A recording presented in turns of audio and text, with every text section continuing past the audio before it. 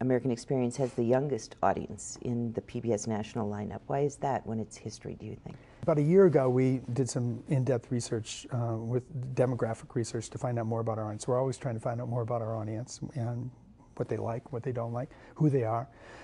And quite frankly, we were surprised to find that suddenly we had the lowest average age of the PBS primetime. So we started to ask that very same question, how can this be? Because I think the prevailing wisdom is that, history skews a little bit male over female. History skews a little bit older over younger. I mean, people that have lived longer have more experiences.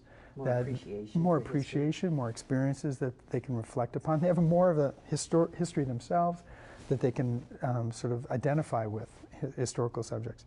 But I think there's also maybe a couple of other factors. One is that we've made a really concerted effort to, in a way, sort of build a bridge between a pretty large number of programs that were focused on the experiences of the greatest generation, World War II programs, to some extent the tail end of the Great Depression, but World War II in that period. There's a lot of history programs, particularly on television, that focus on that time period.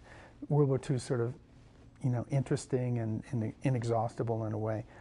We've made a real effort to make more programs about the formative years for people in their 40s and 50s, which are the 1960s and 1970s.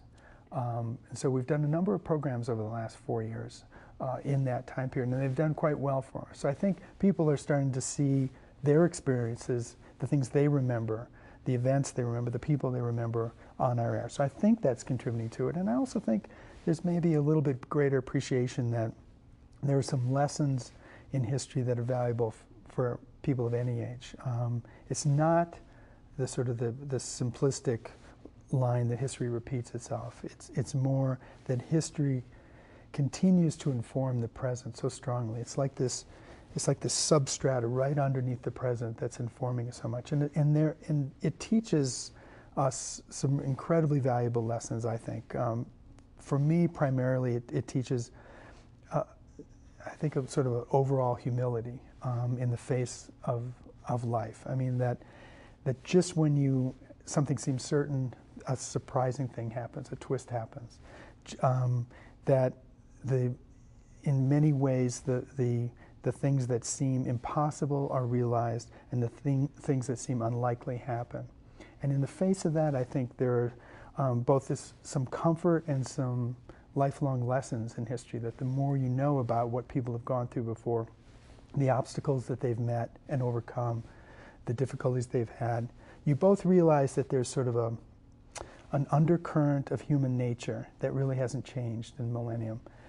But there's also some really deep lessons about meeting our own crises, meeting our own challenges today, that I think you can draw strength from.